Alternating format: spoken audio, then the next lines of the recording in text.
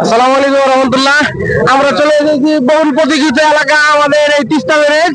Teesta barrage দেখতে এবং এই জায়গাটি অনেক সুন্দর।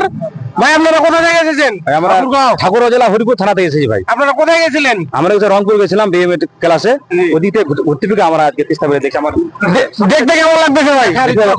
অপরূপ সৌন্দর্য এবং আমার স্বপ্নের একটা জিনিস তিস্তা ব্যারেজ আমরা আজকে দেখতে আসি। ধন্যবাদ ধন্যবাদ। আপনাকে কেমন লাগতেছে ভাই? কঠিন ভালো লাগছে, এরকম জিনিস দেখার মতো জিনিস করছে ওই লোকটা, যাই করে গেছে ওর ভালো হোক, আল্লাহ ভালো করুক। ভাই আপনার মনটা কেমন লাগছে? আপনার মন খারাপ মনে হচ্ছে নাকি? ভাই মনটা খারাপ ছিল, কিন্তু তিস্তা ব্রিজ দেখে মনটা ভালো হয়ে গেছে ভাই। বাংলাদেশের একটা অপূর্ব সম্পদ আছে ভাই, এটা আসলে দেখে তো মন ভরে গেল। বাংলাদেশ সরকারকে খুব অসংখ্য ধন্যবাদ জানাই।